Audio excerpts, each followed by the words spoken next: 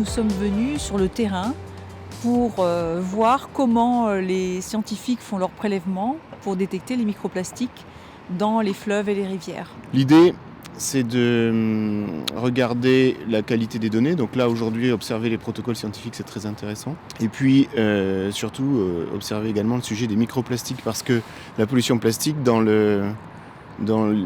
l'imagination du plus grand nombre, c'est les images médiatiques qui ont été portées de pollution plastique en mer, où on voit des tortues asphyxiées par des filets, des poissons avec des sacs plastiques. C'est une mission qui étudie le plastique dans l'océan et dans les fleuves, particulièrement les fragments de plastique qui se trouvent dans les eaux fluviales et maritimes.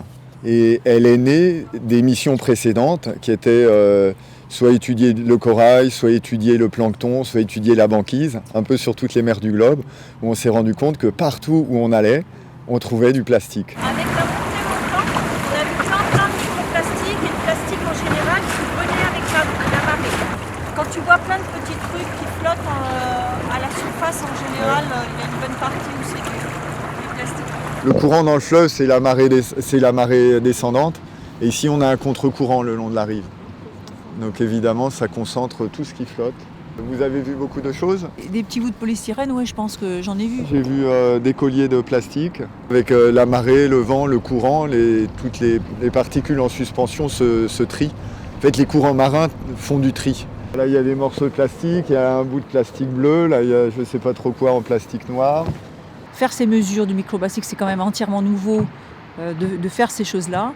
Et c'était de voir comment, concrètement sur le terrain, sur le fleuve, comment on procède et voir les protocoles, comment les scientifiques font pour faire leurs prélèvements.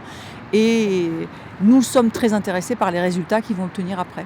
C'est de la mesure que naît le bilan de la pollution, et c'est du bilan de la pollution que sont préconisées, c'est à partir de ce bilan-là que sont préconisées les actions qu'il faut mettre en place. Donc si on se trompe sur le bilan, on peut se tromper sur les actions. Donc pour ça, il faut avoir des recherches solides, avec des données dont on est certain, dans lesquelles on a confiance. Et c'est de là qu'on peut mener les bonnes actions.